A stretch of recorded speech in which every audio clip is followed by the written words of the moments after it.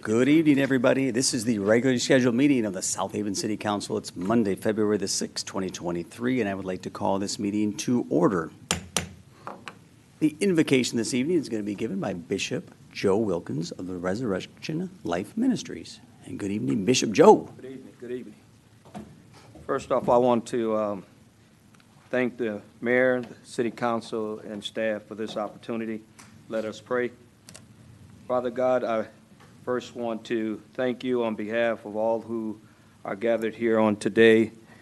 Thank you for your love and grace, for your many blessings, for the gift of life, and for the measure of health that you have given us.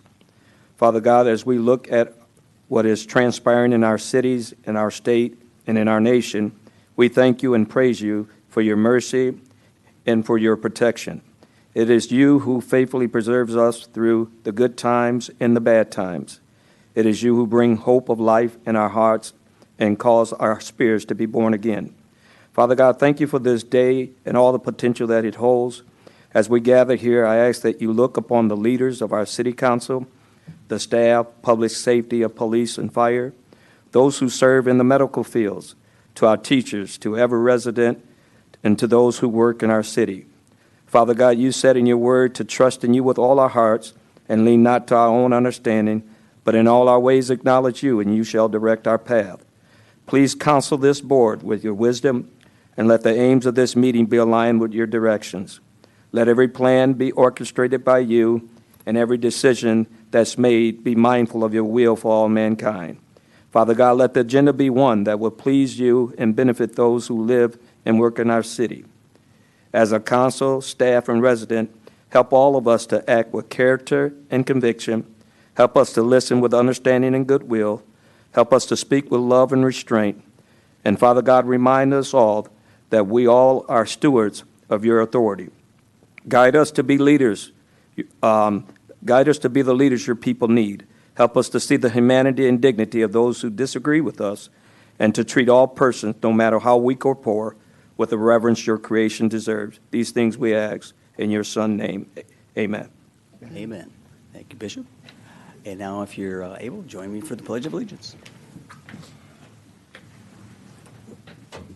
I pledge allegiance to the flag of the United States of America, and to the republic for which it stands, one nation, under God, indivisible, with liberty and justice for all. All right, roll call. Megan. Jeff Arnold. Here. Wendy Onuki. Here. Joe Reeser. Here. Steve Schlock. Here. George Sleeper. Here. Letitia Wilkins. Here. Scott Smith. Here. That takes us to the approval of the agenda. Make a motion to approve the agenda. Second. Motion and second to approve the agenda. Any discussion? Seeing none, all those in favor say aye. Aye. Opposed, no. It is approved. And next, we're going to get an update from our Van Buren County Commissioner, Ms. Gail Patterson-Gladney. And good evening, Gail. Always a pleasure. Thank you. And thank you for all that you do, your staff, and keeping our city a bright, shining light. And I saw in the paper again information about the status that we are one of the most beautiful cities in the United States. So keep up the good work. Thank you. Yes. I wanted to touch on a couple points. First of all, Ryan Post, who was our county administrator, well, still is as of now, he will be stepping down. He had another offer as a financial director, I believe it's in Kalamazoo. And so Charles Norton, who's our IT director, is going to be the interim. Ryan was doing a great job, and I think he came out to meet you and met with Kate. And Real nice guy. Really nice. Sad to see he was yes. leaving, so yeah. Yes. So we're going to be very sorry to see him go, but I think he will be here 2 or 3 more weeks with the county. Also, I wanted to mention that we took a vote at the county about the reopening of Palisades, and in support for the Holtec repowering of the Palisades nuclear power plant. That resolution passed, but I like you to know I did not vote for it because I think South Haven Township was in favor, the city of South Haven was in favor of seeing that done. Covert had not passed the, any support document, resolution yet. They may still do that. I did have some residents from Covert who were concerned. It is an older power plant, and it hasn't not been done in, as far as I know, in the country, ever a power plant that has been shut down to bring back up. I think George might know about that. But is that true? I think you're correct. Okay. And there were questions that the representatives of Holtec weren't able to answer because of different reasons. So I don't know at a later date we can get some more answers, but from the studies I've been doing quickly about nuclear power plants, it seems like the future for nuclear power is in the small modular nuclear reactors that go into the ground, and they are safer supposedly.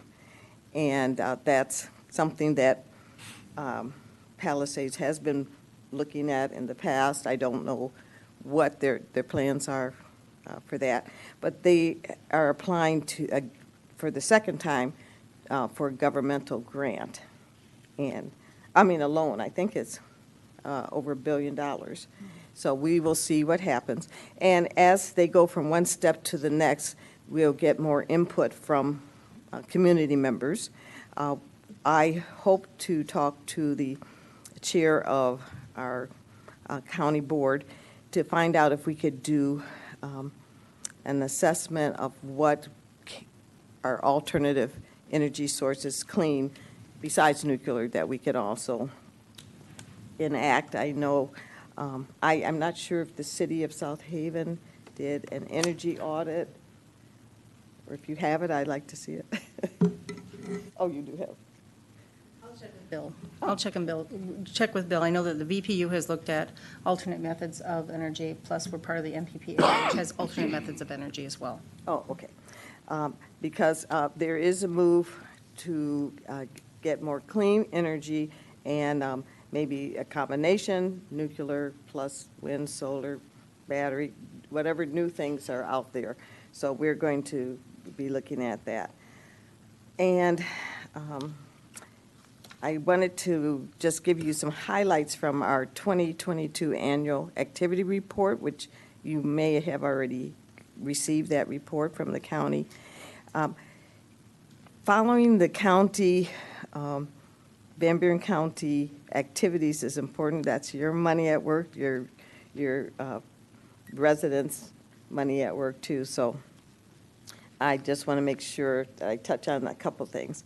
Our new board chair and vice chair, some of these I might repeat because in case someone in the audience hasn't heard.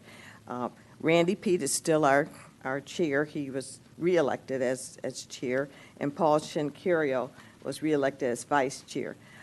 Chris Shire from DCS Technology, who will be at the next supervisors meeting to answer any of your questions. If you have questions for him on broadband, please try to submit them ahead of time.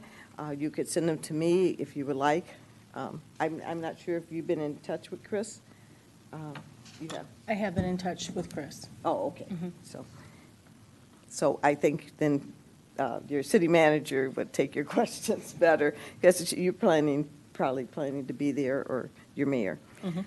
Okay, there are now 33 PFSAs, proposed funded service areas, and Chris and DCS were tasked to review the 8 ARPA broadband funding requests.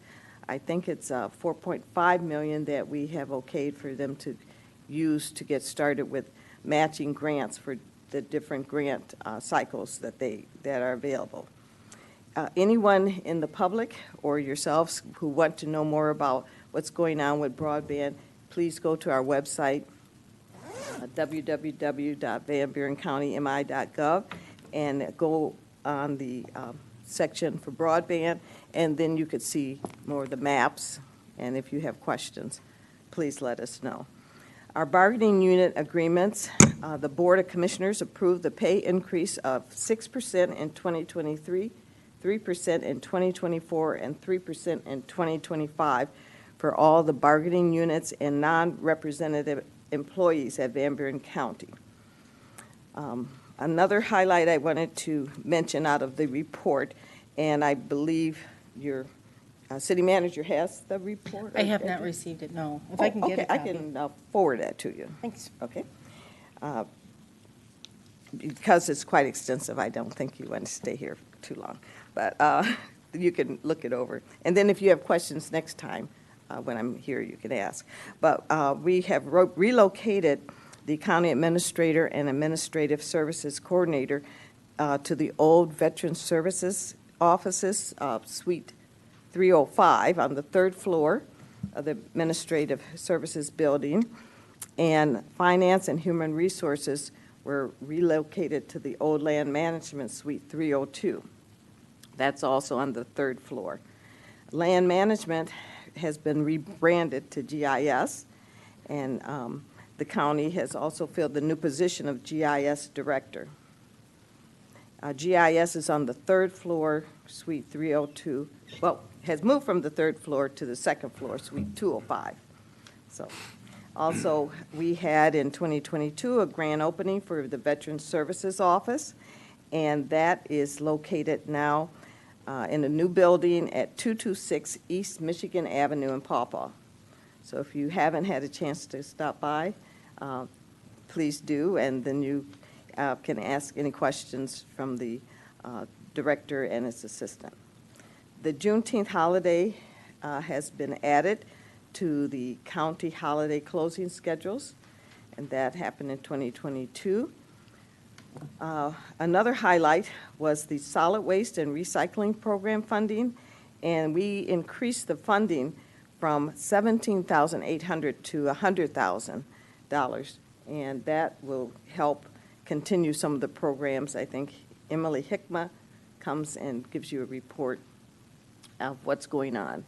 And the Children's Advocacy Center, the county approved $350,000 for one-time startup costs to create a satellite Children's Advocacy Center in Van Buren County.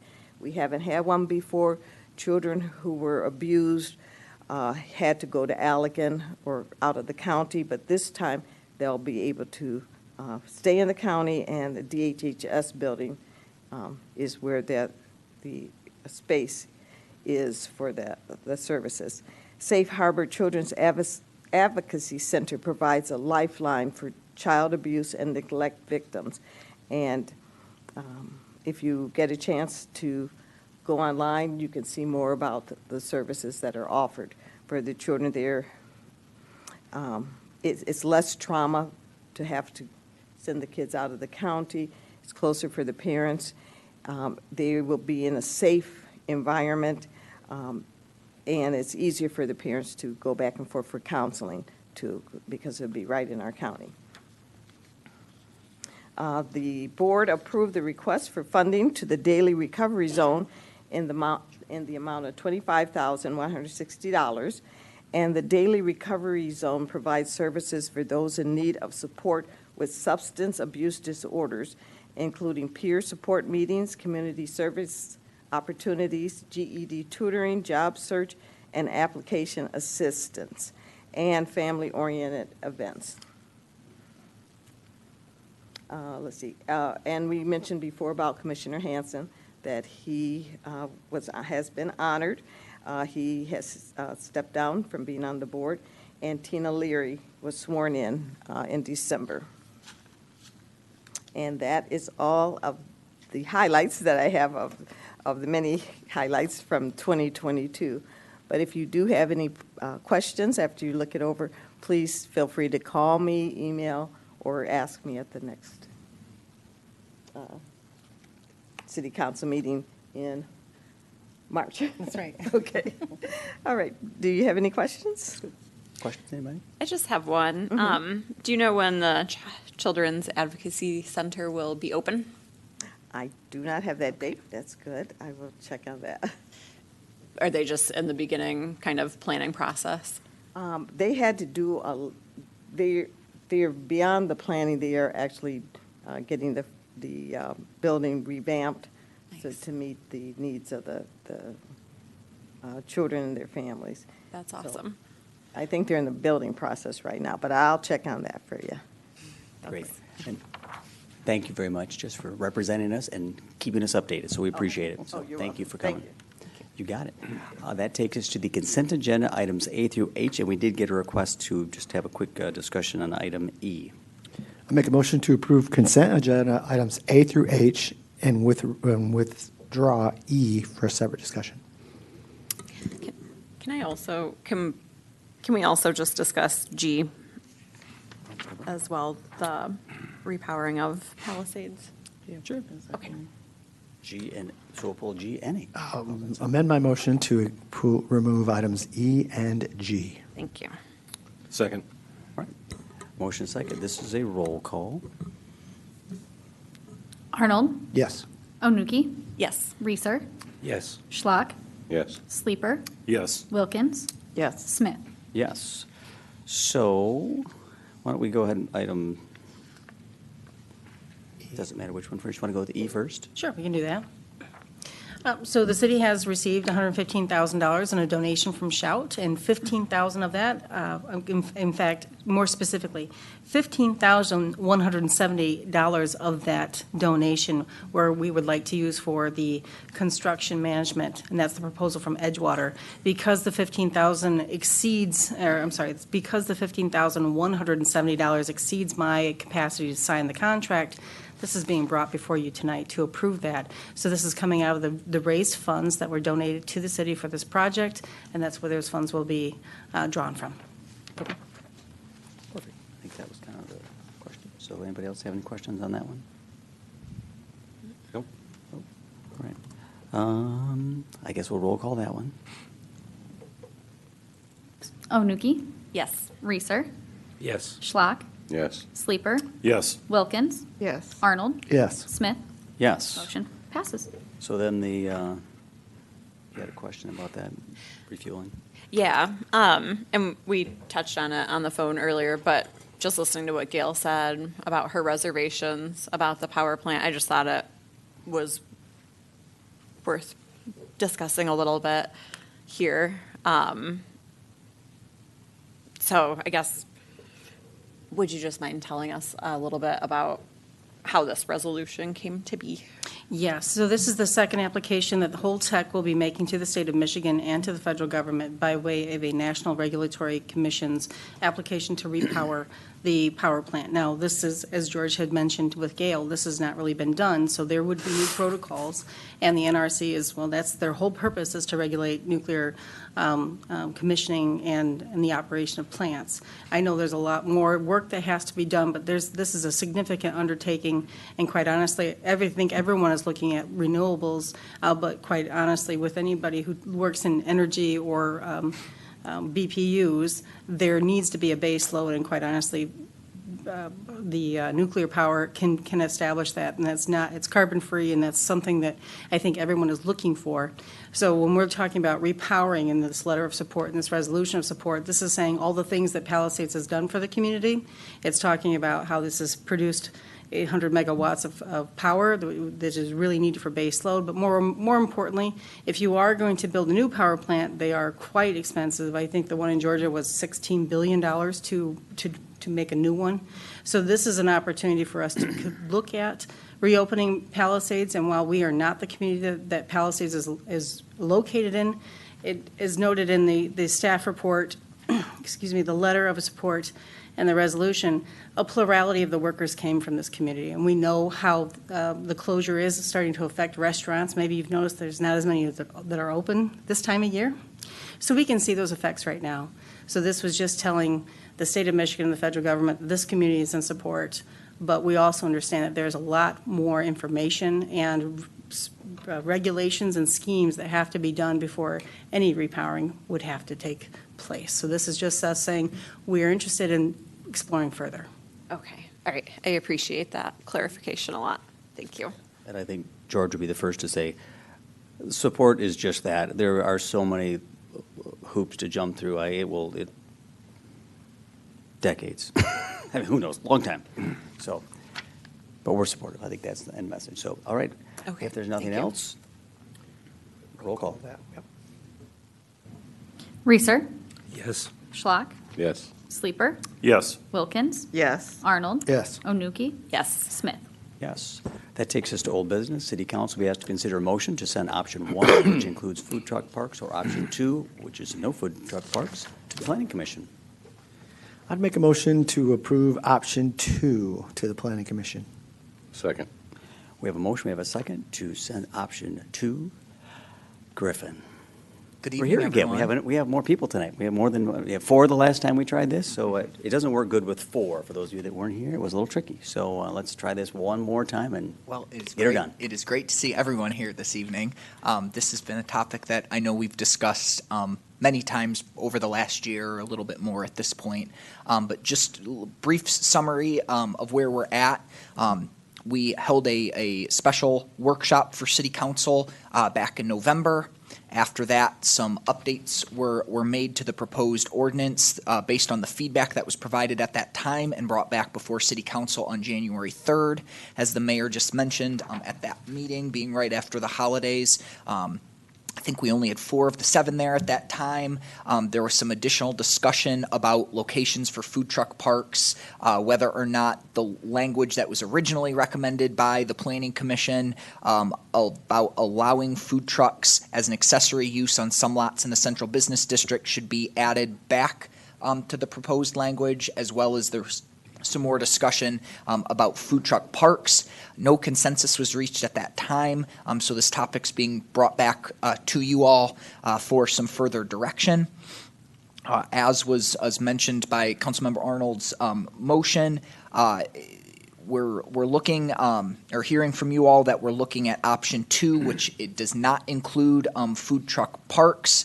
That would also not include the language about allowing food trucks as an accessory use on some lots in the Central Business District.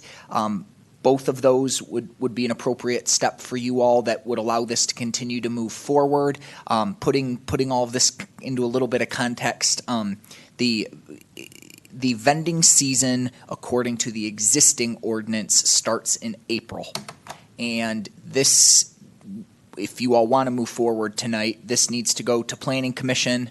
They then need to make a recommendation back to you all, and then you all have to act on it again. So if you're just thinking about the timing of some of the meetings we have coming up, I would strongly encourage you all to consider what you all would like to see and send that back to the Planning Commission this evening, so we have a chance to get something in place prior to the beginning of the vending season, according to the existing ordinance. So I know many of you are familiar with this at this point. I won't beat this to death line by line, but I am here to answer any questions about any of the points or materials included in the packet. Anybody have any questions? I think we've been through it a few times. So basically, we're just giving direction to Planning Commission on which way we want to go, so that when it does come back to us, we're happy with it, basically. I think the idea would be, yes, that this was originally given to the Planning Commission with pretty broad guidelines. The Planning Commission did a lot of really good work and put a recommendation together.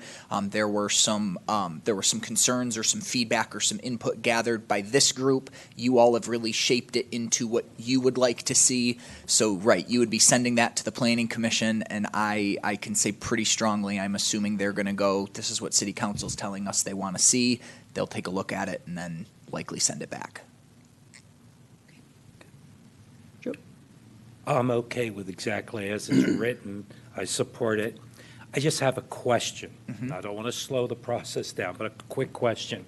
A couple of residents have asked me about churches. I called Kate, and Kate clarified it and said, well, churches can't have the food trucks because they're in residential neighborhoods, and we're only doing this, if I understand it right, in R1, R2, R3, and I. So is that something later we could look at, or is that something the city doesn't think we should even look at? I know churches can do fundraising during special events, but can they do it a couple times a year, or is this something out of this ordinance right now? That's something that's not included in the existing ordinance, but if that's something, a majority of council wanted to see at some point in the future, we could definitely have that conversation. Yeah, I'd like to have the conversation, but I don't want to hold up what we're doing now. I'm fine voting tonight on what we want to send to the planning commission. But a church or anyone could do a special event application Right. that would include food trucks, and that would be another option. That's absolutely correct. Yes. Right, yeah, that exists today. Correct, and Yeah. would continue Would to. Yep, continue. by a Yes. community-approved event that gets brought before you all, that could be Similar at a to the church. 6 you're going to see in just a minute. Right. Yeah, okay. I personally would like to see the one with food truck parks in the CBD and possibly elsewhere, but I understand where we are today, that that's not likely to happen. So I think if we do move forward with this and that can be revisited down the road, that would be my preference. Anybody else want to get some public comments first? Yeah. How about public comments? Anybody like to make any comments? Come on up, state your name and address. You'll have up to 5 minutes, and I'd like to hear from you. Going once.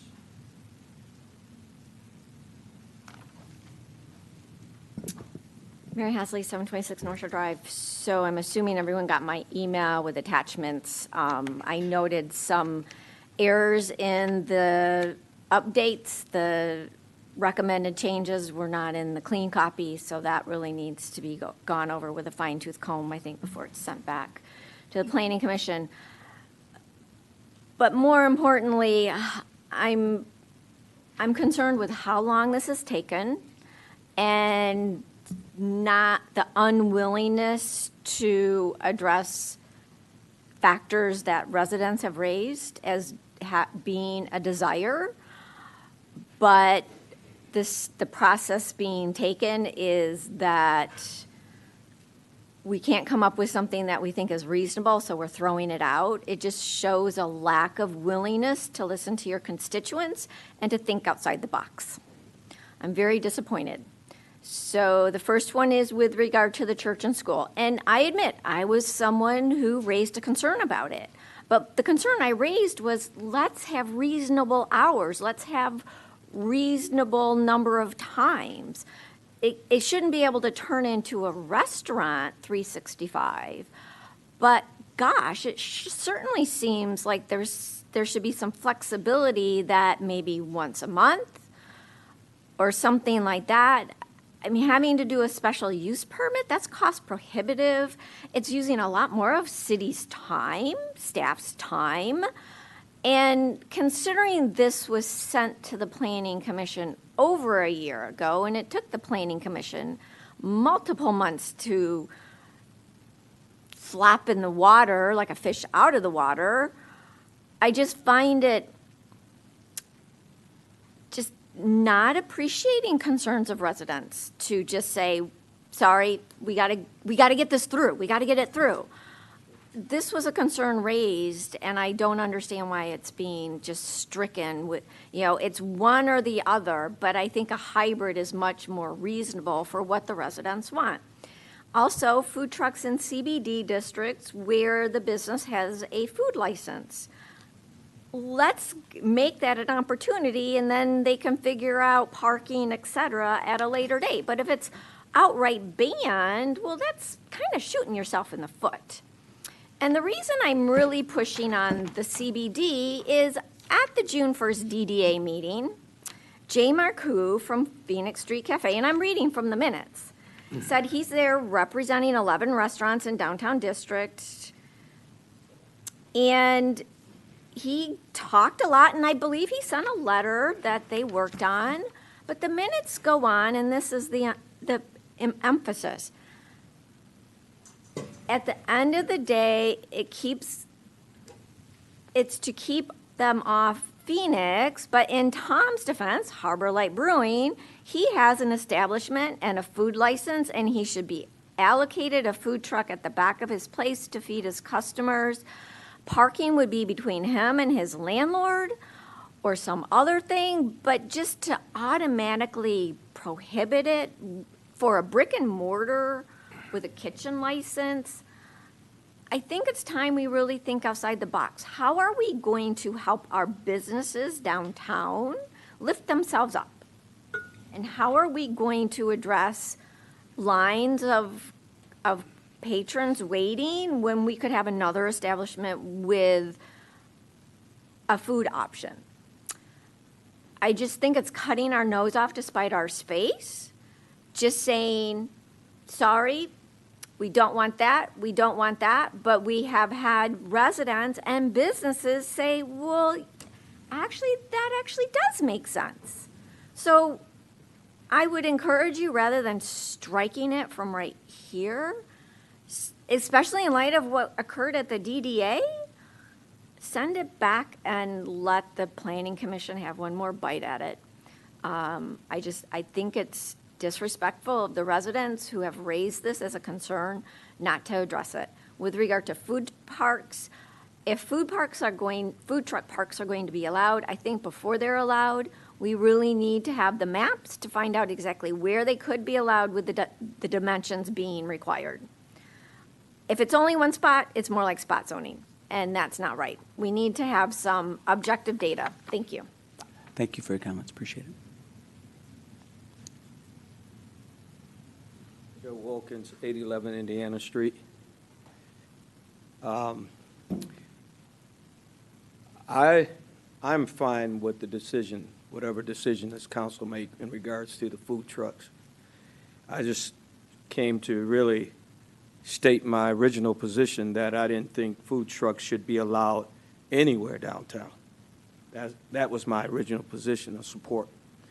And then I want to say to Trevor for being so, I think he was really open-minded and trying to just get this thing down the road. And he was willing to lay his own desires aside in order for this decision to be made. So I want to thank him. I only wish that this board would have the same concern and interest in supporting across the board when you see other things. We're talking about R1 and all that kind of stuff, but when you look at, and I know this isn't the topic, but it relates to it. We're talking about what shouldn't be allowed in the residential area, but we have hotels in residential areas. You talk about supporting businesses, but yet you shoot down this type of entrepreneurship. And then I've said in other meetings where you've approved public space for others to run their businesses, like on the beach and other places. There's no real sense of consistency with this board when it comes to helping outside the box people that really trying to get their foot in the door. To me, the board either drags it out or shoot it down. And so, again, I don't have a problem with the decision of not having food trucks because, I just don't have a problem with it. That was my original decision. But I would like to see this board have the same mindset when it comes to helping other businesses and not just let it be about local restaurant owners. And I think we should support our restaurants. I think we should do all we can to help keep these businesses open. But I just want this board to think outside the box because there are other people that's trying to keep their businesses running as well. And that's all I have to say. And again, I thank Trevor for doing what he did. But we have to be more consistent in helping everybody, not just some people, everybody. So that's my take on that. Appreciate the time. And planning have struggled with what we've done. I went to planning with this same issue. And they were confused on what the board wanted. So hopefully we make the right decision tonight and keep all food trucks out of downtown. I don't think any food trucks outside a special event should be downtown. That's fair across the board. I said it in the beginning, and it sounds like that's the decision that's going to be made tonight. Thanks for your comments, Joe. Anybody else? Lisa Beck, 879 Monroe Boulevard. I agree with Mr. Wilkins. I think that we should think outside the box for all businesses. And I also think that the food trucks should not be downtown necessarily. I've stated before that if it doesn't go through with Overton with the housing, I think a great idea was brought up several months ago of having that be a food truck area with, we could even have, like, I know a big thing people wanted from the survey and stuff was pickleball courts. I mean, we could do something very creative that would seal that area off from the contamination, which you guys know I'm concerned about, and do something really, really out of the box that would really bring people in and not just downtown. I know the food truck that is there, has been there, we've all supported it. It's been great. I mean, it's great to be able to walk down the street for me and get something to eat. It's been wonderful, and if there was a bigger selection and more businesses could get involved in it, it would be jobs for people, it would be businesses for people, it would be great for the community. It would be another, what do you want to say, like activity hub type of thing. It would attract people from the bike path, all that kind of stuff. I think it would be great, and I agree that downtown restaurants struggle enough, and I think having it all in one place like that is going to cause congestion and different problems, stuff like that. But really the reason is I think it would be great to have opportunities elsewhere in South Haven that would attract people. Thank you. Thank you. Anybody else?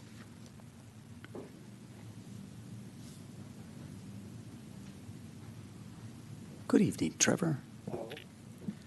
Trevor Brooks, 559 Phoenix. When I first proposed the idea of food truck, I had been living in South Haven for about 45 days. And I had just happened, I'd been watching the Dairy Queen property for a couple of years, actually. And it was the parking lot that actually intrigued me. I'm not a restaurateur. I recognized that the building needed some help. But, and then when I saw that you guys were going to discuss the ordinance and changing it, bringing it up to date, I thought, hey, that's cool. And I would just simply come in and say, hey, you can use my parking lot as a place to have these trucks come in. And I certainly did not expect it to cause this spiral. So I slightly apologize specifically to Monique and everybody that I feel kind of slightly responsible for causing this bog down. But have it be as it may, like I've mentioned to all of you, I'm super comfortable with you guys taking that out to get this through, because as you know, that ordinance needs to get updated. The reality here, though, is I think probably the one thing that you guys should make sure that gets done, and Chairman Stegman actually mentioned it in the workshop, is the definition of what a food truck is. That's missing. I think everybody throws that word around quite a bit, but it's like it's not clear, what does a food truck mean? And he kind of, I thought, really eloquently in that workshop kind of is like, so if it's a trailer and you take it and you take it and drop it off and stuff, it's not mobile anymore. Is that considered a food truck? Or is it a trailer? You know, and it's not like, geez, maybe we should define that a little more effectively.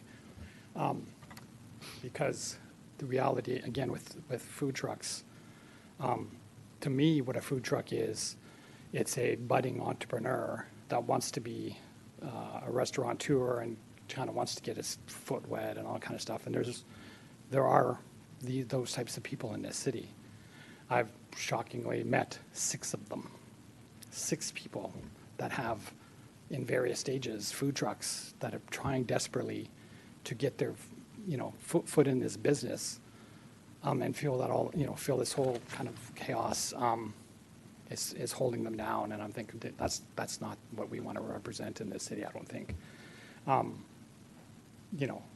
can totally see the concerns of, hypothetically a truck coming from South Bend and all the way here and to park one day in a prime location and make a whole bunch of money and leave. I'm not sure that's that big of a deal, but I can see, like, in the mind, if you don't know what that entails, that could be scary. But that also, the reality is if you have the definition of one definition fits all, as you are also stamping the local entrepreneurs that, have trailers and just want to get going and want to get their business going and recognize, oh, you can't take a trailer out to the edge of town and expect people are going to come to them. Location matters. So that's, again, those kinds of things I think planning could probably, over the course of the year that since they've brought the first draft, I think they hopefully can to clean it up in a sense where you guys can be more comfortable with it. And hopefully one day we can have a more vibrant city with lots of progressive ideas. So thank you. Thanks, Trevor, appreciate it. And thanks for the info you fire us every now and again on food trucks. We appreciate it. Oh, and, well, go ahead, then I'll answer the one question. Dan Agnall, 964 Everett Parkway. I'm still in favor of the food trucks in churches and nonprofits. They should not be singled out to have a special use permit to have a food truck for special activities, fundraisers, or whatever. And I would also have you consider that the brick and mortars downtown should be allowed to have a food truck. If Trevor wants one, if Tom Feeney wants one at Harbor Lights, he doesn't have any food there, he's got a food license, they should be allowed to have food trucks. Thank you. Thanks for your comments. Before anyone comes up, just the definition question. We've been through that a few times. I mean, I feel the definition was very clear in the redo. It definitely has a definition of food trucks. I mean, is it going to meet everyone's liking? Probably not. I think the only comment I'd make is, I mean, there's definitely definitions in there, and those are things that, as we move forward, like with any ordinance, it can be amended at some point in the future if we find out this isn't what we want to see, similar to food truck parks, similar to the central business district, a lot of these good comments that are being made. I mean, we're trying to strike a balance of moving forward so we have progress for this season. Yeah. It doesn't mean this topic has to be done forever. Right. It's a step in the right direction. But yeah, And the definition was looked at by the Planning Commission. We, as staff, we looked at examples from other communities, and then we took it to the Planning Commission. The Planning Commission actually made some changes to it to clarify things like ice cream trucks don't count because they don't stay in the same place for long enough. So it's something that, we did look at and we're comfortable as a staff with the definition. I said the one I read I thought was pretty clear, so if everyone else here is comfortable, I was good with the definition. So I just appreciate Trevor bringing it up, but it was addressed, so I think we're good. So, anybody else? Sorry, I didn't mean to get in anybody else's way if you had a question. Good evening. Hi, Nancy, Nat, 125 Elkenberg. I just was thinking when you were talking about this, that why can't we present a one-year plan with the idea that if things need to change, they're going to get changed? So, for instance, the ordinance doesn't have to be written in stone at this point, but give it some wiggle room so that a year from now, we can amend it if needed and get it to the point where people are more comfortable with it if it doesn't work out.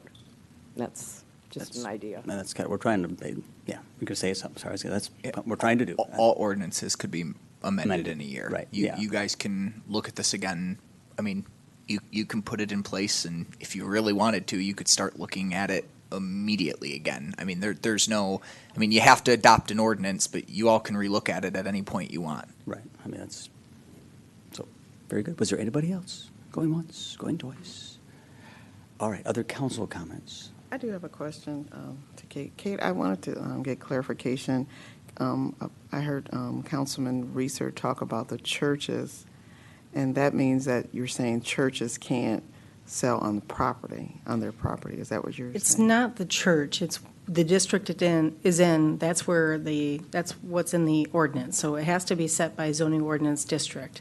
So there's 3 churches that are not in a residential district, and then the majority of them are in residential districts. So with that, unless you're building something in there that allows them there at a certain other classification, we'd have to put that in the zoning ordinance. Correct, Nick? Yes, that's right. This current proposal doesn't allow food trucks in residential districts, except for the very limited exception for like a birthday party type of use, where you get 2 per year. that doesn't apply for churches. No, right, that's strictly at dwellings. So- There is an exception for special events that get approved by city council. So if a church at any location wanted to have a special event and that gets brought before council and approved by council, they could have that event. But regardless, it would have to be a food truck that has one of the 10 Correct. proposed permits? Yes. For a special event? Yes. Oh, wait, for special events too? No, not special, not special. No, not for special events, I'm sorry. I'm No, sorry. that's That would for be- vending at a stayed location in the city. Special events are not subject to these 10, to the Okay. 10. So one last question. So churches, is because it's in a residential area, but but you're saying basically because the churches are in a residential area, but are the churches, the lot that churches sit on, is that considered? Yes. Okay, okay, I just want to. Yeah, it doesn't have to do that it's a church or a single-family home, or it has to do with the zoning district it's in. Okay. And then I think, if I recall right, I had asked about whether it could be a pilot program to like try it out and see if it works, but I can't remember what the response was, but it's basically. So you asked me the number of permits, and we have set 10, but that's by resolution. So the ordinance, so should the ordinance be working fine, but you want to increase or decrease the number of permits, that can be easily done, say, in 2 months or next year or whenever. It's easier to say, well, we'd like the permits to cost X, Y, Z instead of A, B, C, and you can change the number of permits. So that's by resolution, that's included in your packet. I'm not trying to make this like a big fight or anything. I'm just looking at what community people are going to, come and say, well, you're allowing this, but you're not allowing that in a residential area. Mm-hmm. So, I mean, at the end of the day, the choice is up to you all of what you all want to set the policy as. I think we need to discuss it. I don't want to, table this, and I don't want to prolong this. I'm just. So the fact that you could have multiple special events at a church that's in the residential districts, it would probably come here to council, and there's not too many times I've ever seen council turn them down. You want to see something for residential uses to have a set number of permits for institutional uses like churches? You'd like to see that added? I thought, when we talked about it before, I thought it was like 2 times a year or something like that. Was Right, so that correct? so if you have a house, not an institutional use, you can do that right now. So let's say I'm having a birthday party and then say my parents' anniversary. I can apply for those 2 times a year to have that. So if you're wanting to see, I believe it's institutional uses, which would be under the category for churches, correct, Nick? Yes. And we'd have to go in there and see what other things that could apply to. So is that something you'd like to see? And is that the will of the council to add those in there? I mean, I'm just saying we'd have to go back and draft that unless you know of I a have way to not. add that right now, Nick. There's not a I'd motion. have to take a look at it closer, but I think you'd use probably similar criteria to what's in there for the 2 times a year for residences. I mean, right now, what it says is a mobile food vendor may operate on a residential property, i.e. a parcel or condominium unit in any zoning district that is the site of a single-family dwelling unit in conjunction with a private event extended. So, it specifically says a single-family dwelling unit. Mm-hmm. Yes, sir. If I run my church, can I have a special event every weekend of the year, as long as I get it passed by this council? Yes. Okay. And part of the reason we do that is, one, they can come up here, it's giving notice, it's on an agenda, people get to see it's a special event application, when's it going to be held, where's it going to be? Even a church in a residential zoned district. Yes.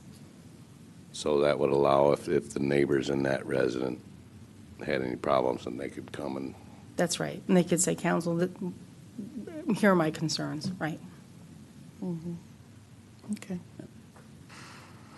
Okay.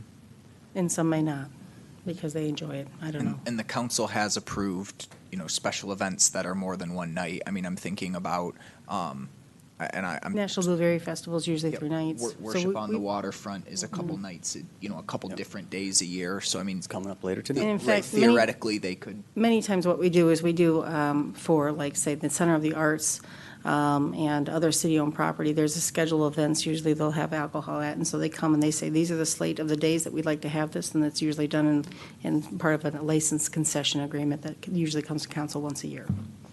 We do a lot of those things as well. So if I own the church and I want to come and say, I'd like 3 months' worth of weekend special events for a food truck, I could apply it that way, so I Yes. wouldn't have to come in for every week? Absolutely. Okay. Thanks for the clarification. Does that clarify and help? Yes, yes, Okay. thank you. Okay. Any other comments? Otherwise, we ready to roll?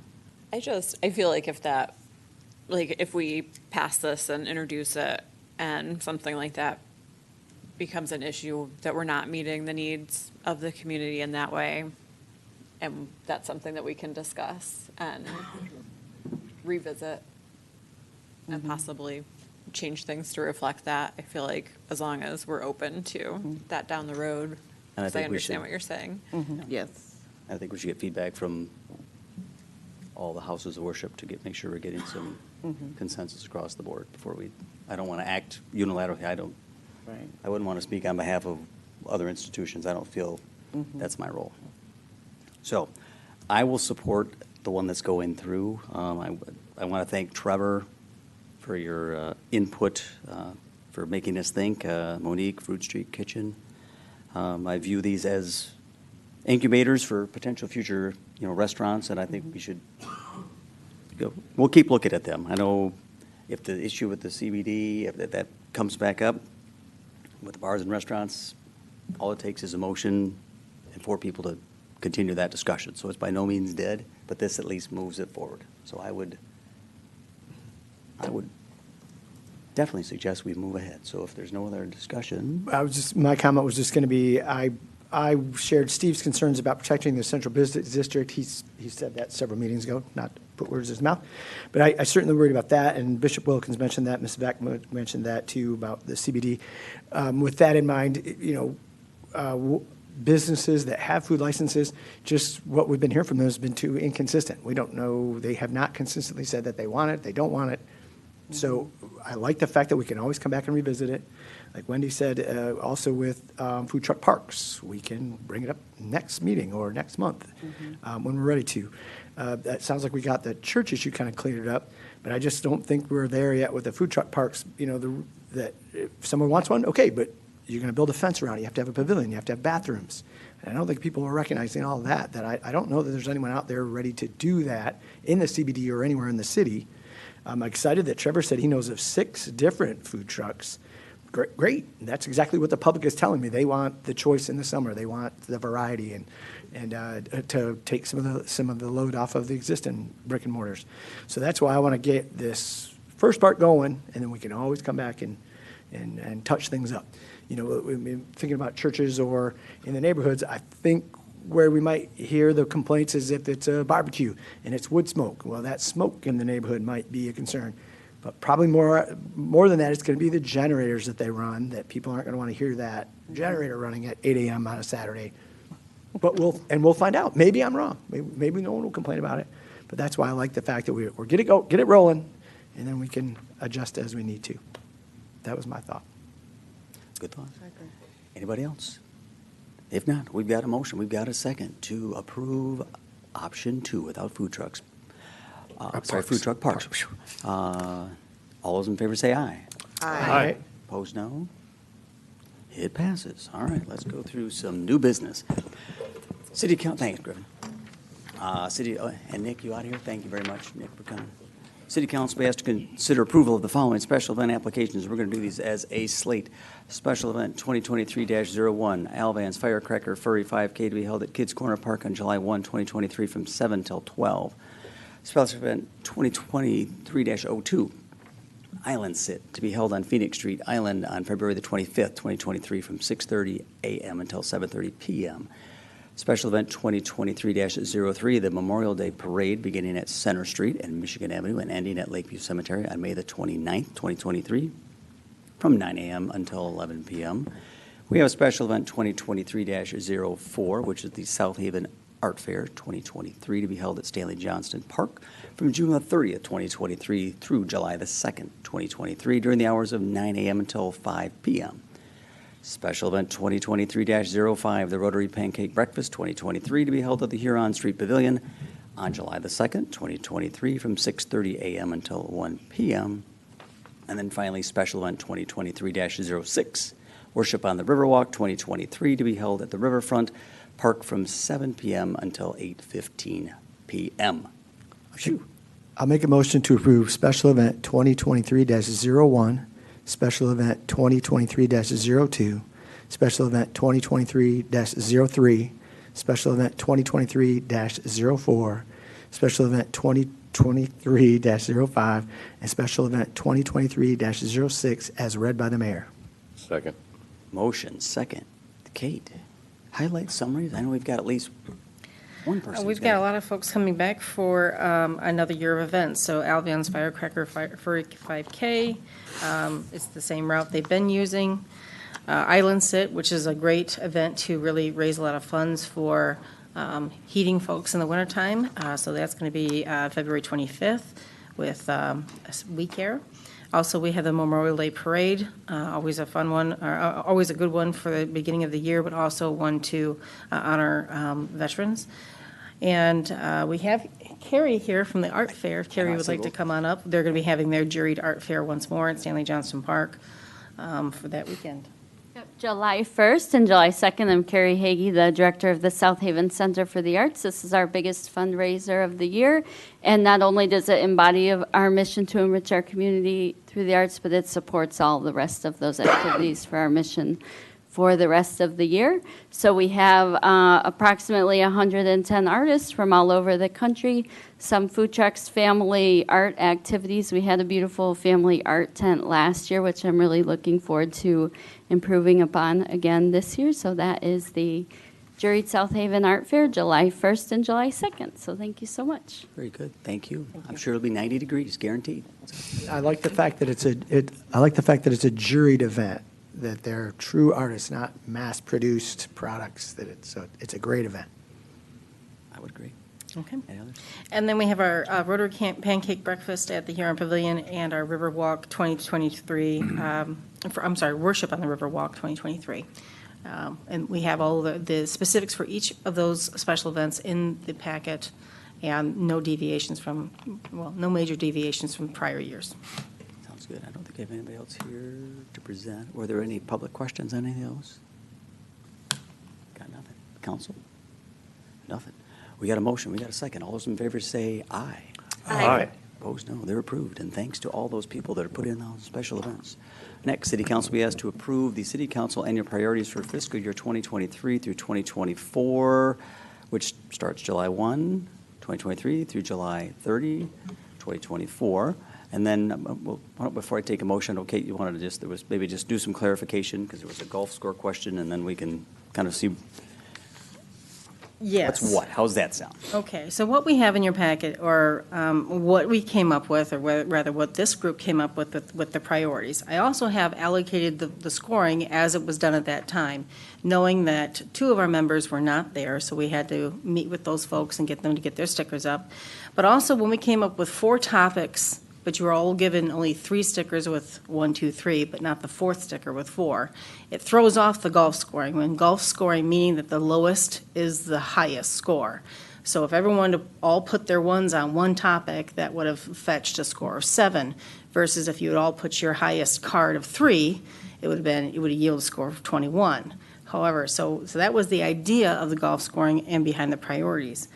What happened here is that we had a 4th category, and George was actually the smartest one where he put a little 4 on his, but I had to take his card down because I didn't give 4s to everybody else. So here we have the scoring does not actually reflect your priority, so we have a couple options here.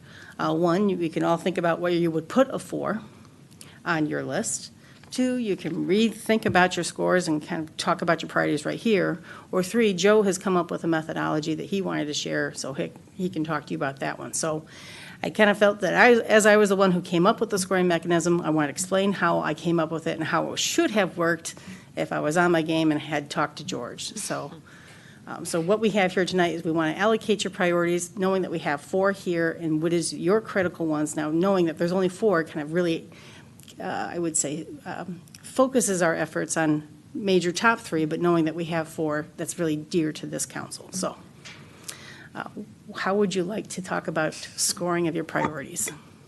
Would you like to see Joe's methodology? I really didn't think it was a problem. This is how we've done it the last 3 years. We always put the number 1 on the one we want most, and that the lowest score Right, wins. right. We have done that. And knowing that we were a short one, okay, that was the one I didn't cast a vote for, but I knew it'd be 4th. But ultimately, whether it's 1 or number 4, we're going to work on all of them. We want Yes, them you all will. to succeed. I can We see want them with all to be working on done. all 4.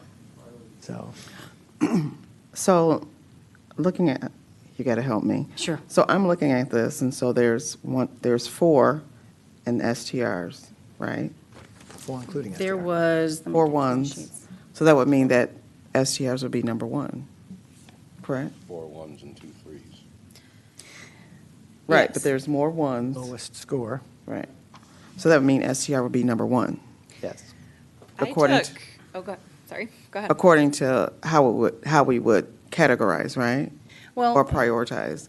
that's one argument to make. I guess the way I'm saying, quite honestly, you guys, this is your priorities. Whatever methodologies you want to choose, perfectly fine with me. I just want to explain that if you had 4 and you were given 4, would your points have stayed the same? Because that was the direction given. So I guess I don't know what method you want to use. I'm looking to you all as the ones who decide policy what you'd like to do. I took the table that we had with the gaps in it that didn't receive a vote and put 4s in those because that was the lowest ranking for the people. And the numbers that I had were STRs and economic development were tied with 14 points. Infrastructure had 18, and then the community cohesiveness had 24. So that would mean makes that would mean community would be number 1? No. Oh, It would be the opposite. opposite. Oh, okay, got it. Yeah, if you did plug 4s into the open boxes, then the top spot would be tied with economic development and short-term rentals review. Number 2 or 3rd spot would be infrastructure, and then community cohesiveness. Okay, I got it. Okay. And that's the way we've scored it. That's just dropping a 4 in. Yes. Yeah, I'm good with that methodology. That's what we'd, that's- with that. yeah, Yes, I'm sir. good with that. If you I'm could good with put that. mine up on the Yes. board so even the residents can see it.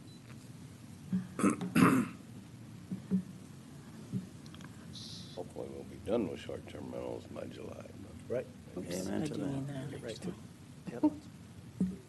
What do you mean, done talking about it? Yeah. Is that a dog or is that a phone? I think we can be done by then? No, wait. 'Cause this is July. Yeah. Something's going on outside. Somebody- sound like them.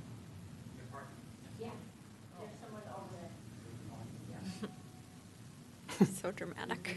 Oh, man, I feel bad.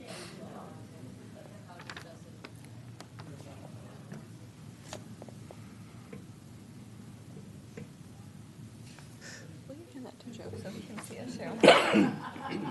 Got it. But this is what the 4 is in. Anybody got any Just dog hoping treats? we could show the residents the same thing.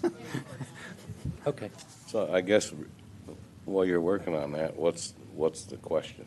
If these are our 4 priorities, just how much money each one gets allocated by the budget? No, we would do that part of budgeting. We would go through that, and that would be something that you would look at in your April meetings. So if these are the 4 magical things that are our priorities, what are we discussing? Just the order, I suppose. So, If it's 1, it's 1. is that, I'd can say you, this one So down. if I could just explain it. One of the residents was nice enough to lay this thing out in a box like this, which is easy to understand.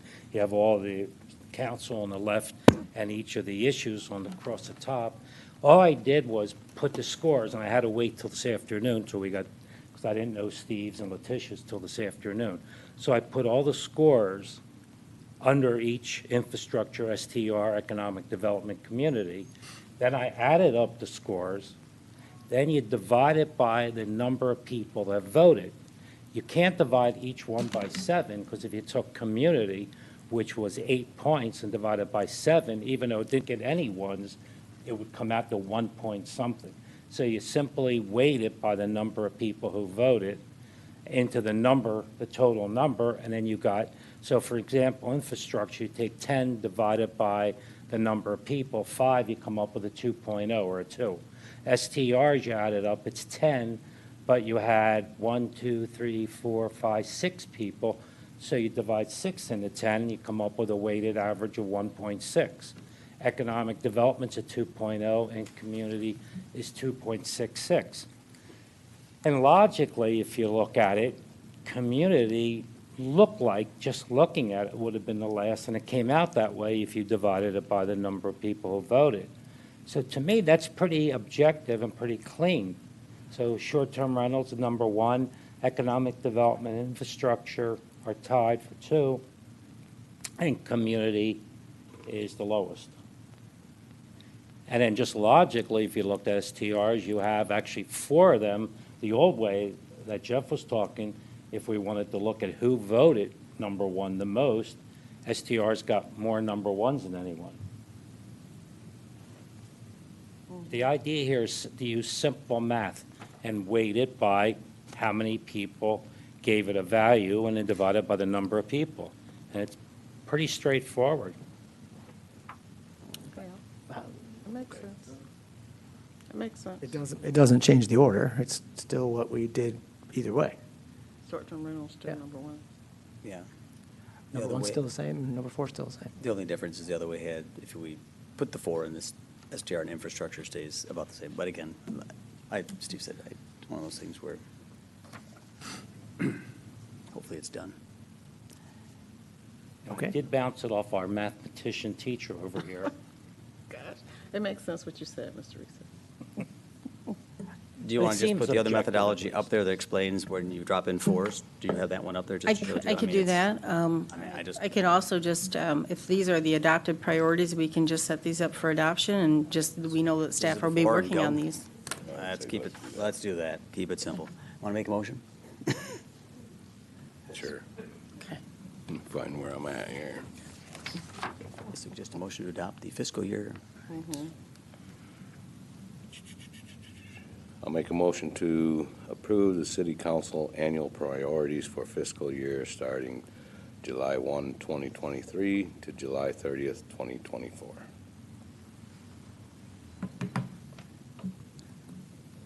Second. We've got a motion, we've got a second. Any public questions on this one? Dog want to say something? Yeah. All right. Mary Hasley, 726 North Shore Drive. I would like to thank Councilman Reeser for looking at this and coming up with something logical and apparently mathematically correct and not taking into any assumptions. I would be concerned that if you just assumed the one that didn't get a vote was a number 4, that's contra to comments that I've heard from council members after the vote, that maybe they wouldn't, they expected some votes to go one way, so they put one another way. I think if we start putting in 4s where a council person didn't vote, that's assuming facts, not in evidence, and that's not right. So, thank you for the objectivity, Councilman Reeser. Thanks for your comments. Joe Wilkins, 811 Indiana Street. I just want to echo what Mary said. I want to thank Joe for having a heads up, taking a look at that, and also the resident who put this nice little graph together with simple math. And so that's my comment. It made sense on tonight. Thank you. Thanks for your comments. Anybody else? All right, we got a motion. We got a second. All in favor, say aye. Aye. Aye. Opposed, no. It's approved. All right, we get an update, update from Mr. Bill Hunter, Public Works Director. Good evening, Bill.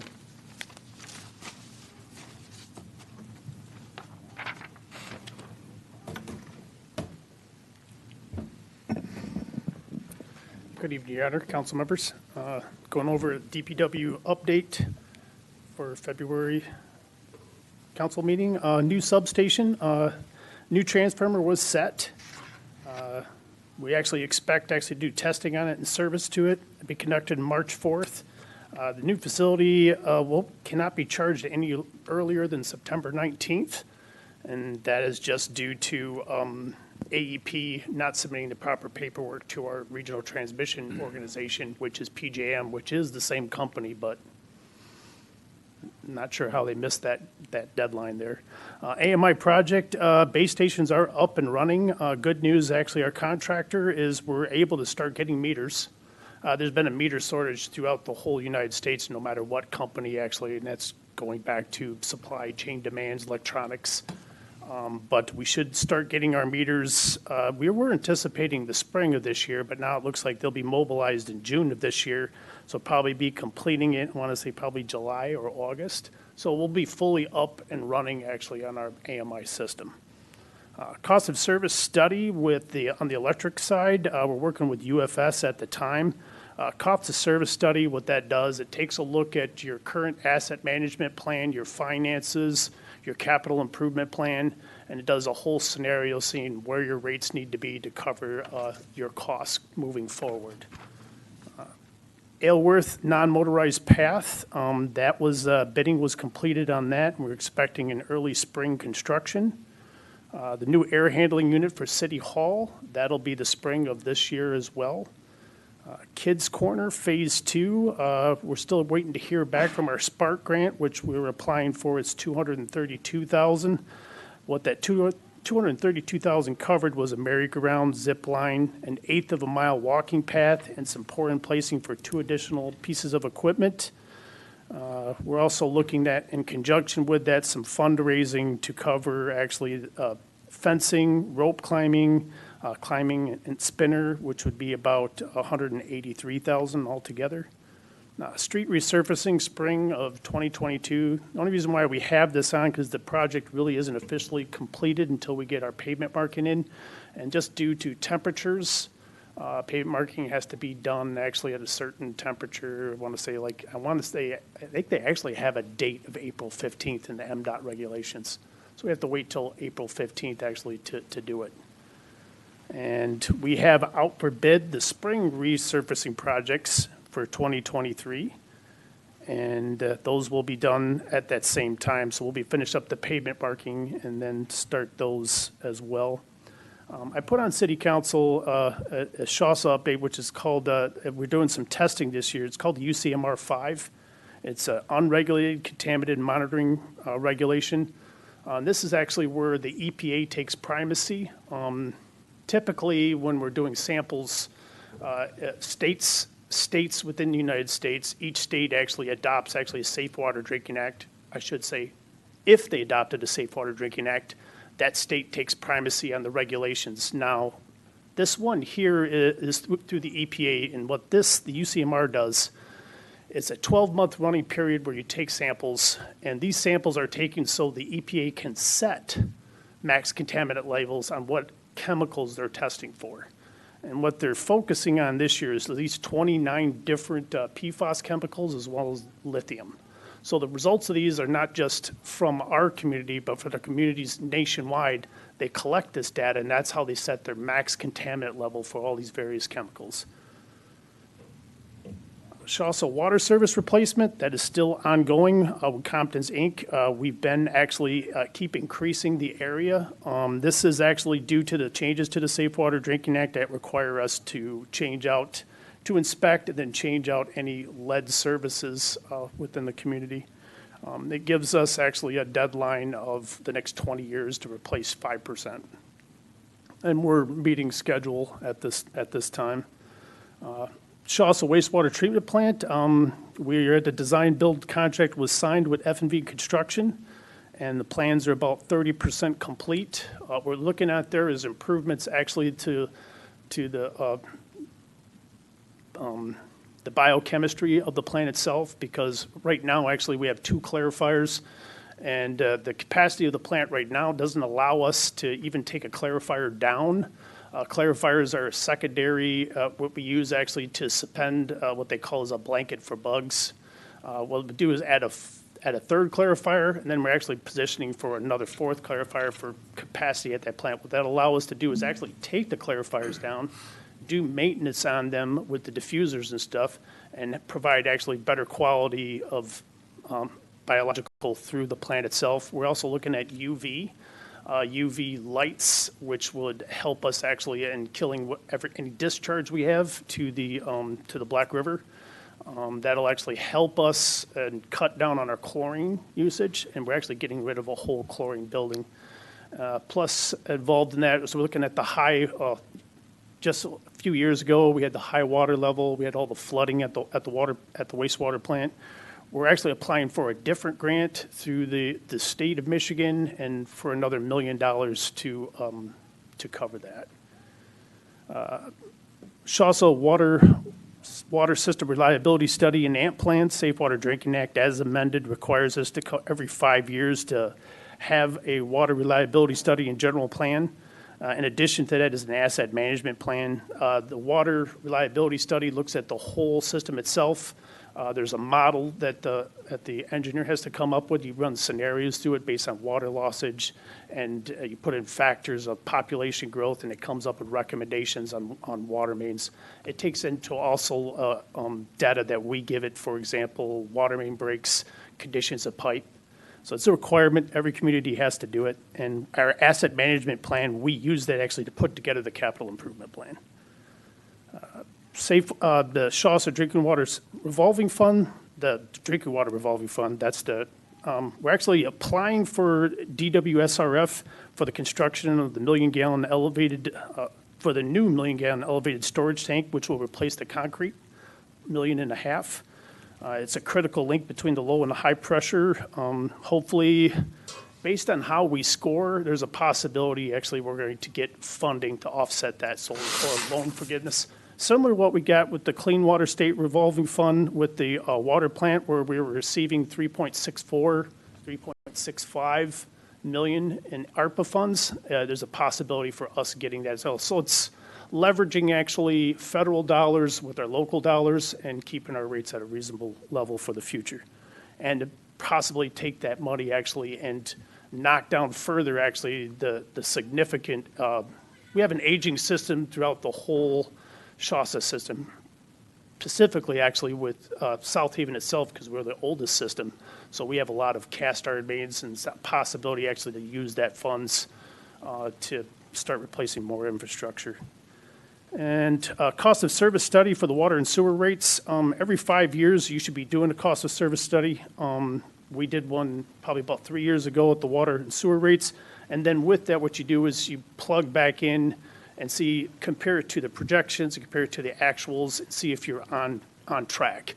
Maybe, for example, maybe you're doing better and you're able to lower rates, maybe you're doing worse and you can raise them up a fraction, but it's a good practice that we started doing on the water side, and I would like to actually start doing that actually in the electric side as well, to take a narrow and try to keep those rates as tight as possible, to just look at, here's what we're going to do in the next 7 years, or here's what we're going to do in the next 20 years, and keep those rates tight and be fiscally responsible actually with what we're charging our customers. And the Dykeman Avenue Baskill Bridge, recently we did, back in 2020, we did an inspection, an underwater inspection of the bridge. It's found actually we had some scouring on the piers, which is a loss of material due to just water going by there and pitting it. So we actually went out for bids to put some riprap there, and bids came in about four times higher. So can't afford that, so we're going to actually push that back another year. We're going to take a look at our specifications and see if we can tighten that up. But we only got one bidder, and it came in 4 times higher. We didn't want to bring that to city council. Plus ramifications with that, it would have caused us to look at the whole street capital improvement plan and possibly push a lot more projects out. Baskill Bridge, believe it or not, for such a small bridge, it costs us so much money in inspections. It just is, and that's the nature of those types of bridges. So can I, anything city council, like this project, anything else I mentioned, DPW-wise? Questions? I have a couple questions. Mm-hmm. I forgot them. Oh, I had someone ask about the locker room, the female locker room, if that was still moving forward as planned. I actually, I get a hold of a contractor. We're expect to see a proposal soon, because we got to take a look at, the one we were using recently, I wasn't getting any calls back from them, so I went with another council, and we're going to get actually a proposal from them. The proposal actually is to take a look at, see what the existing costs will be, because right now we're basing this on numbers that were done prior to 2020, so they're going to go in there, take a look at what we're proposing, update those, and we'll bring that back to city council. Okay, awesome. And then, you may have heard this already this winter, but the snow removal on the sidewalks with it kind of tearing up the edges of the ground, is that just a size issue, or is that a usual side effect? It's usual side effect. Okay. We get that every year, and I always tell people that feel free to call us. We take the addresses down, and I have staff. Usually in the springtime, we spend a lot of time restoring. It just, with this last snowfall you had, because you had the really heavy and wet hitting, and what that did, it just dragged a lot of sod with it. Okay. Plus, we did have some newer people on there, and the map that we put out, I noticed actually they were doing more sidewalk than we were supposed to do, so I had to sit down with them and go over that. Okay, because I really appreciate that you guys do that. But I've heard from a couple of residents that they, Yeah, we hear from them as well. okay, I thought so. But feel free actually to tell, Okay. I mean, listen to them, and I listen to them as well, and tell them to get a hold of us. We do take down, like I said, we go back and dress it with some topsoil and some seed. If there's sprinkling damages, we have covered that as well. Okay, awesome. Thank you so much.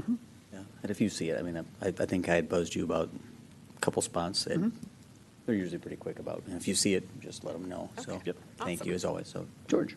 Bill, for the advanced metering infrastructure, is there going to be like a communication plan that helps communicate to residents what's coming? These are the, frequently asked questions about the meters that they may be getting and stuff like that. Yeah, when we get close to that, I was going to do that. I do have actually what I used in other communities that to give a little educational. So yes, to answer your question, yes, that is the plan. The way this is done is a company comes in, they set up a trailer right at the DPW building, and they are the ones that coordinate actually all the scheduling. The good thing about electric is, a lot of times they're just tagging the door that we're going to be changing it, and you're going to see a disruption of power. It's a lot easier on the electric side because everything is right there. It's so I anticipate it should be pretty smooth. We did actually pass in the BPU and had to bring back in front of the board. There was some changes for opting out, because there's certain people that want to opt out of it. With that will be a monthly fee that'll add to your bill just to cover the reading of the meters. So, Thank you. If that's it, I'm just looking forward to the sidewalks at Aylworth as well as the ongoing extension, because we have a lot of walkers on that road, and many times early in the morning wearing very dark clothing on that road, and I worry for them. So there you go. Get those sidewalks done. Thank you much. All right. Citizens in the audience will be heard on items not, oh no, wait a minute. Yes, yep, that's where we are, sorry. I fibbed, you can come up. Come on up, state your name, address. You'll have 5 minutes. Minutes. Give me my 5 minutes when I open this up so I can get organized here. Nancy Knapp, 125 Elkenberg.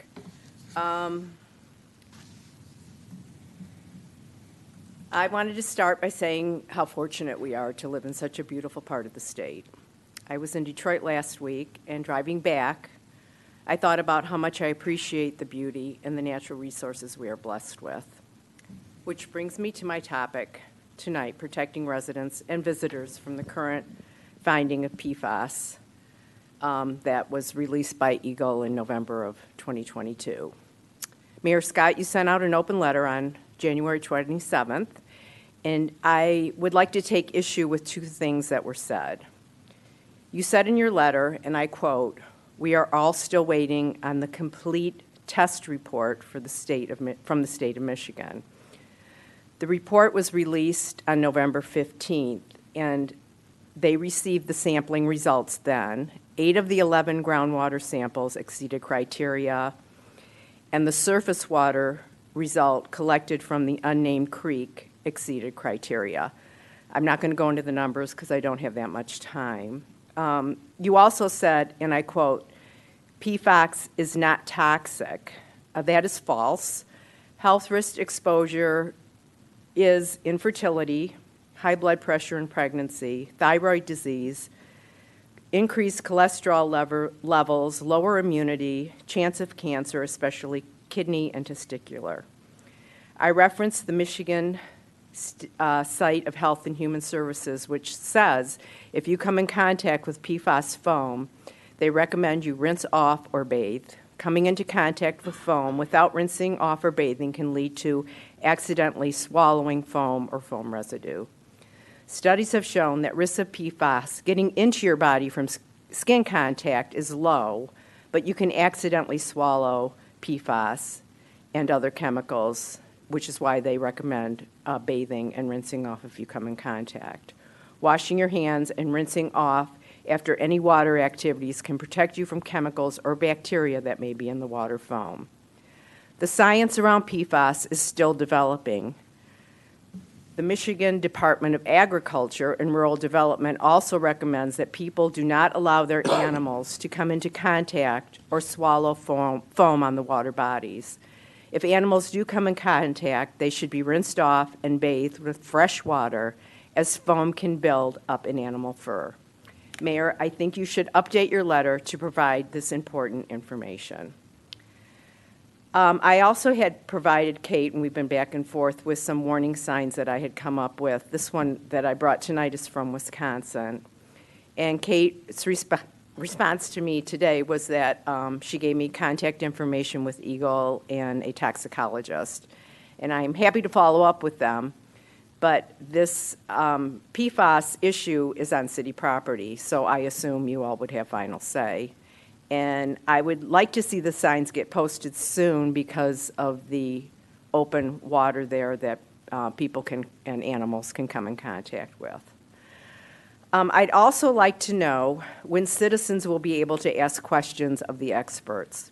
For example, I'd like to know the level of PFAS running through the creek in the residential area of the Bluffs. Back when we were there, my family was on that beach often, and there was foam running down the waterfall of that creek. I'd like to know if that area in the Bluff has high levels of PFAS. The contaminated creek runs on city property. It goes downstream through the Van Buren Trail and into that residential area. And you don't need to be an expert, thank you, to be concerned about the levels of PFAS in those areas. Those of us concerned are not overreacting.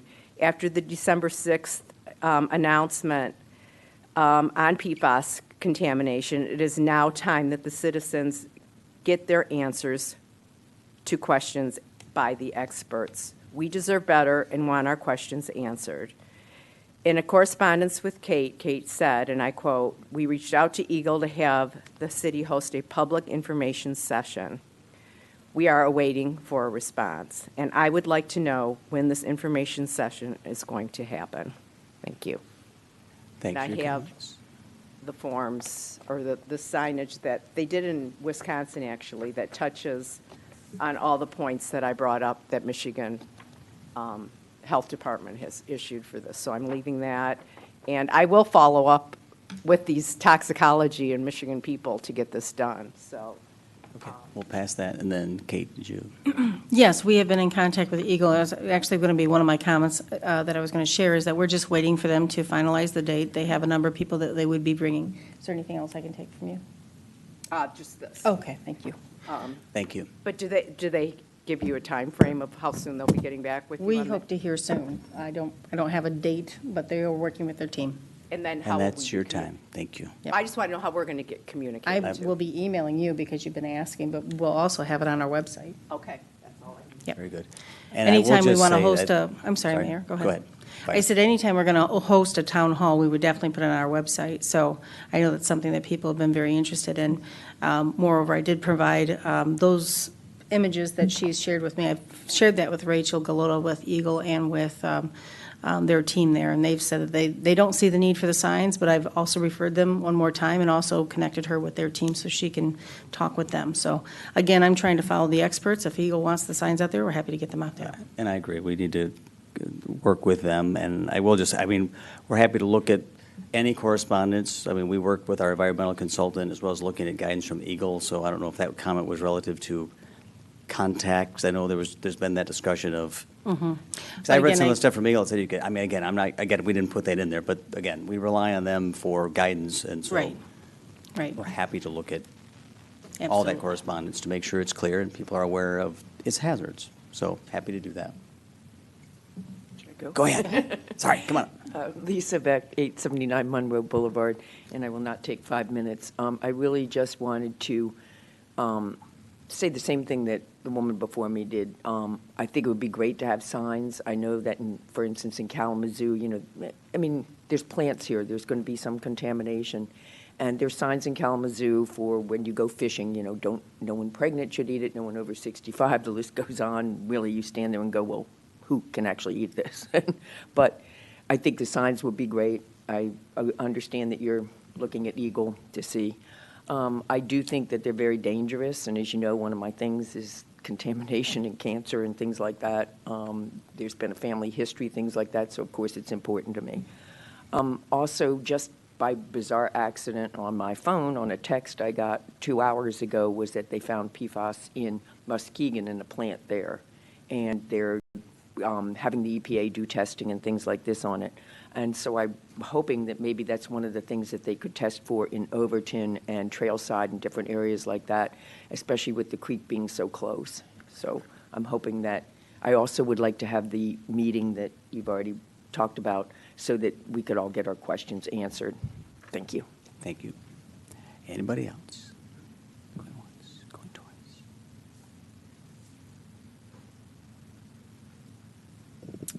Mary Hasley, 726 North Shore Drive. Just on PFAS, a few things. So I had emailed inquiring about the December 6, 2022 email from Eagle, that provided a summary of the results, putting that communication on the website, putting Eagle's communication about the January 13th, 2023 meeting on the website. And will the city say who from the city attended that meeting? I asked that a few weeks ago, and still waiting. And the city indicated that the Facebook page will be updated with information, and the open letter is still not on that.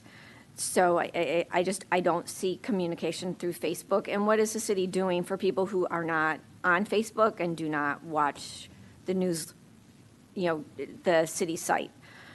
And will this information requested voluntarily be put on the website, or are you going to force citizens to file a FOIA request? That should be something that the city should just voluntarily put up there. Now on to Overton. So do we have any more information about the rejection letter? Are you going to post the rejection letter? And what is the status of sample collection? I believe that started January 11th. And do we know any more information about the storage tank? And, we know that Habitat didn't get the funding in Governor Whitmer's announcement. We know who got it. And so just what conversations have been had, if any. I know when we first learned about it through the announcement, Habitat hadn't returned the city's calls, and Habitat didn't even tell the city about it. So that gives concern about the relationship there. On to the STR snapshot report.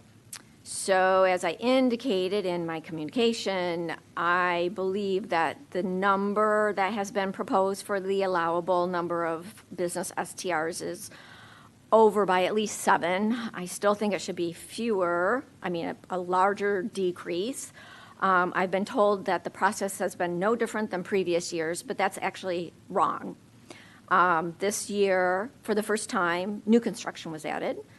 Demolition was removed, so there was actually a completely different process taken from previous years. And we saw with the calculation for priorities that there's different ways to do numbers.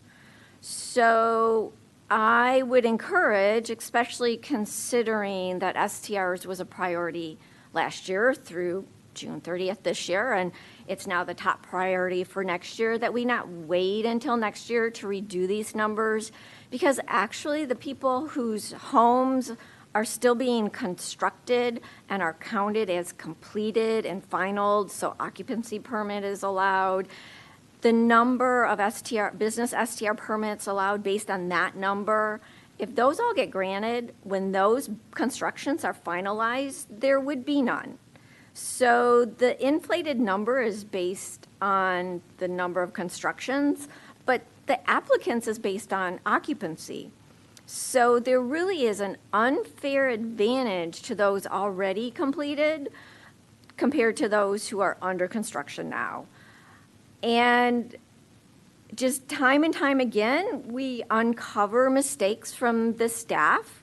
And so I would really encourage an independent review of this STR report and the city elected officials engaging residents to look at this independently and pressure test the numbers, because the numbers make no sense.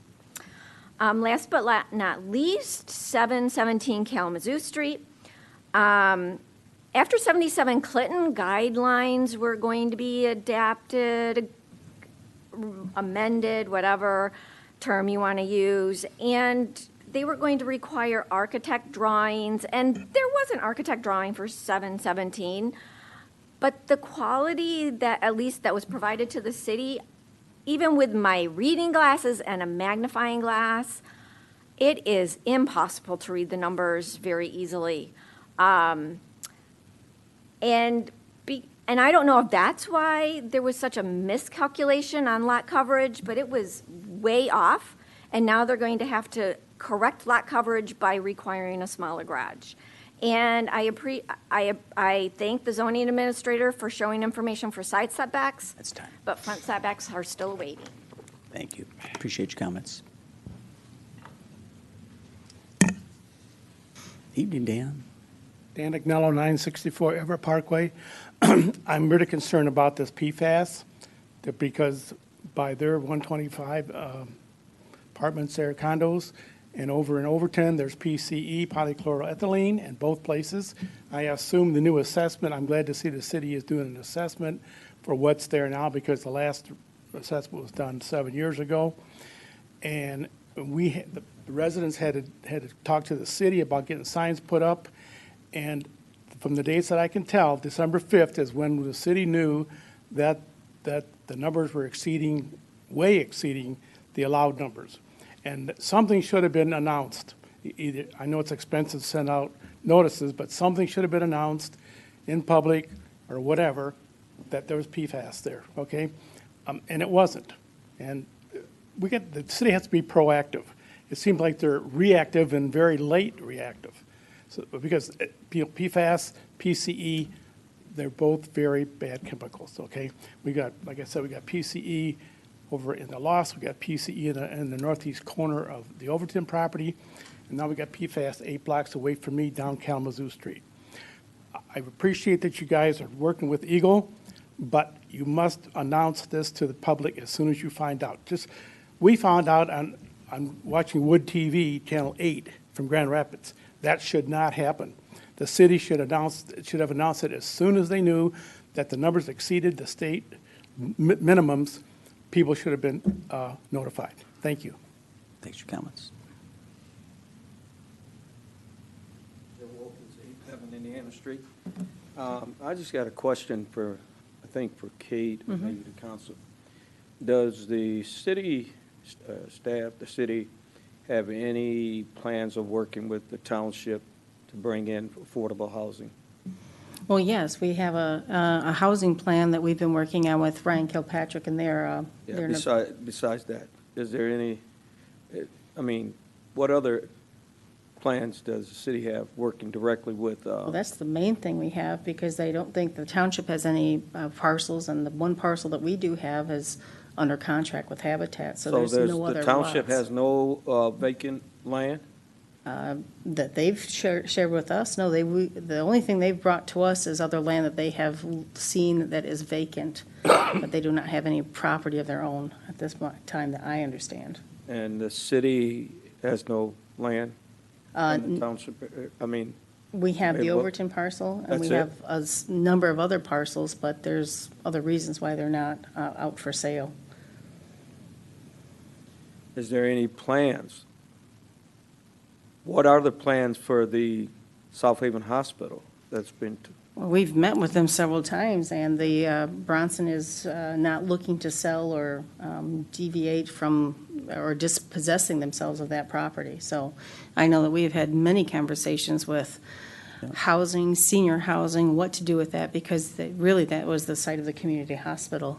And there's been a lot of pushing, I know, especially from Mayor Smith, to to get some amenities here for at least housing, and there were senior housing, so. That site specifically, I know they're planning on doing some master planning on the site, but I have approached them about using some of that for housing. And we do, I mean, we work with Ross, and both of us have priorities for housing. So, I mean, that's. yeah, housing to me is, it's up there with STRs. Yes. So I know there's a group of people that are very concerned about STRs, but I am just as equally concerned about affordable housing in this area. There are a lot of people that would love to be in this area being outplaced, being priced out, and don't have an opportunity to be able to live in this beautiful area. I'm not so sure if I would have reflect on Detroit, but we are blessed to be in this area. And I just thought if we can't get it done in Overton, that's close to the beach, we should be pursuing other areas. And I don't know, I don't want to misquote Brian, but the previous city manager, but when I talked to him, if my memory served me, that the city had quite a few spots. And now you're saying we don't have any? Well, Any? Couple? no, we don't. We have Overton, which is under contract with the Habitat Company. There's a parcel owned out in the industrial zone. There's the MSP, and then we own 12th Avenue, where a substation is being, a large electric substation is going to be placed. We own parts of the cemetery, and as well as the overflow cemetery behind Meyer, but no, I'm not coming up with any lots And where. the township has none, you said? No, I'm not familiar with the township owning property that they're looking at for housing. Now, I guess I haven't had too many, I don't relieve of any, but I can check with Mr. Stein when I next see him. All right, thank you. Thank you, Joe. Anybody else? Going once, going twice? Sold. Kate?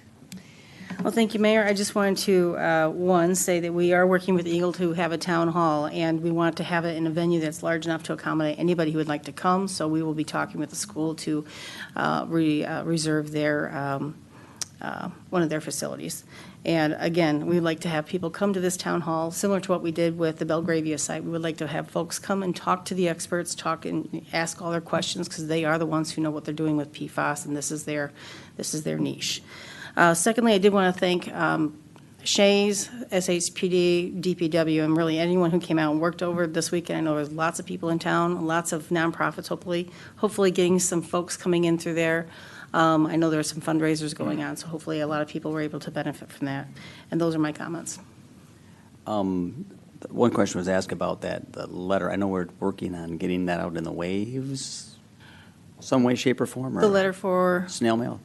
The PFAS, just Yes, we can communication. get that So out there. I everyone know will get that it, but Yes, just we take a have. look at it again before we send it out. City waves, as well as we have the utility billing, so those go out once a Our month. utilities, yeah, but everyone will get a copy of it via Yes, absolutely. good So, old-fashioned papers for those that aren't on the internet, so we will do that. So- right, so I do also, maybe I should clarify, even though we received a map showing, just a map from Eagle on December 5th, that really doesn't mean that we knew what that said or what that meant for this community.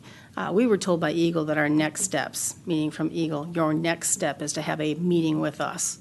that's what we did, is had a next step. So that's why we met with them January 13th. So I understand the concerns of the community that they felt like they wanted to know right away.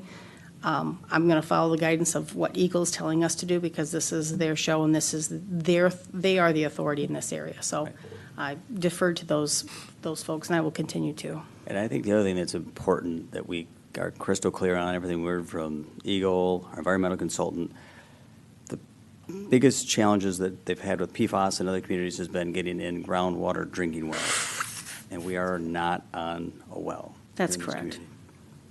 You know, talking with Eagle as well as their team, they are very, that's their concern, is making sure it's not in the drinking water. As we are on the municipal water system, most of the township is, we are sitting in a good situation with our drinking water. Now, there are residential wells that Eagle is going to be looking and testing, and that will also be coordinated by the Van Buren Cass County Health Department. So they're all on board. This is, again, when they come together as their team, they have multiple people who are part of this effort.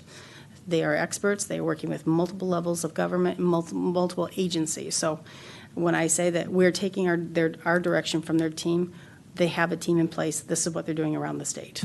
Right, and Supervisor Stein's been made aware as well. That's correct. So just so everyone's aware. But I mean, we continue to, we are always testing our drinking water, so your drinking water is safe. That's Yes. the take home here. And we have those results on our website. We also have our latest PFAS testing for the Shasta water system. So all of that is on the PFAS information page. You can find it not only on our front page as a news story, but it's under I Want To in the general information on the top bar. Right. Perfect. Thank you. You're welcome. Council comments. How about if I start on my right?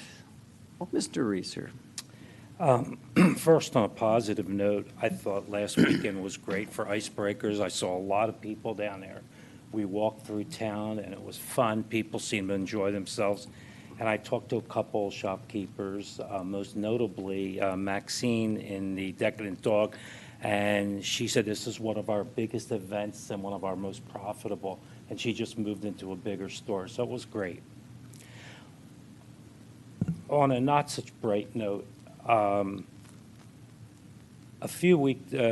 recent city council meeting, we had Mr. Roby come from the Upjohn Institute study, and his reason for being here, as I understood it, as I requested, is to do a review of the Upjohn study. So the council people, but most importantly, everyone in this room and everybody watching, the community would get a firsthand knowledge of the facts that are in the Upjohn study.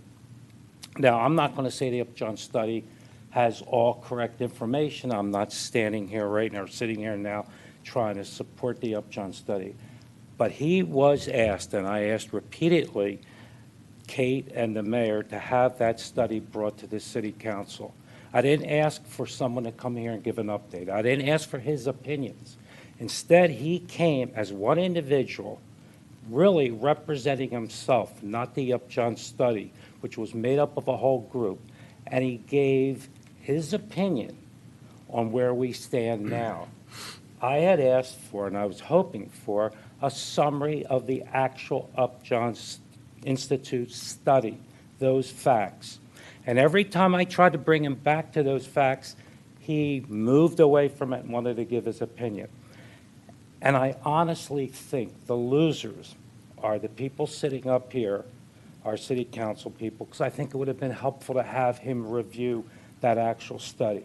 But the biggest losers are the people in this room and the whole town could have heard an actual summary of all the information in that study and then made a decision whether they agreed with it or not. Instead, they got something, one man, not the group, not the whole group that wrote the study, one man's opinion.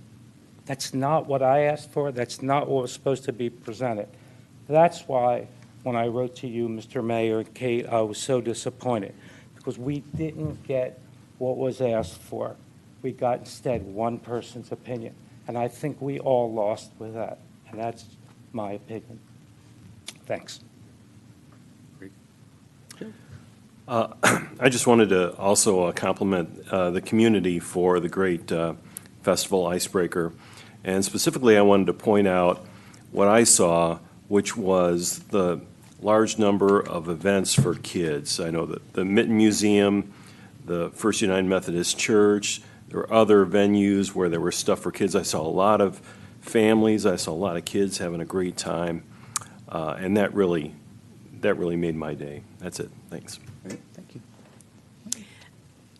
Yeah, I just want to echo the icebreaker sentiment. It was so fun. I was working for most of Saturday, but everyone just seemed so happy and the weather was perfect. So I really loved the vibe of the community on that day. And then I just wanted to make a note of going back to our priorities. I feel like they're really great things that we can work on this next fiscal year. And just kind of pointing out again that 4 of us did pick the short-term rentals as our top priority. So hopefully we will get some meaningful stuff happening on that. And I do think, unless I'm wrong, the economic development part had affordable housing as one of the key elements that we would be focusing on. So that is really important for our community and for us that we find some solutions for that. I think that's all for me. Thanks. Thank you. No comments? I'd like to just start an open mind thinking, not saying I would support any of it, but I wouldn't mind having a conversation on it. And that would be if we want to be a year-round, try to switch to more of a year-round economy, maybe we can look at different ordinances that would help support that, and one of those being year-round on-street parking, maybe odd or even plow days, things of that nature, just to start that conversation. And anything else in the ordinances that might support more year-round activity. Also, maybe start thinking about combining the Parks Commission and the Harbor Commission as one. Have it Parks, Recreation, and Harbor Commission all as one commission rather than 2. I think that could save some time and money and effort. Back when the Harbor Commission was formed, I believe it was early 80s, mid-80s, and we had a lot of harbor stuff going on. And it almost seems like an extra added step now that maybe doesn't need to be taken, and maybe we can just have a discussion, maybe combining those 2.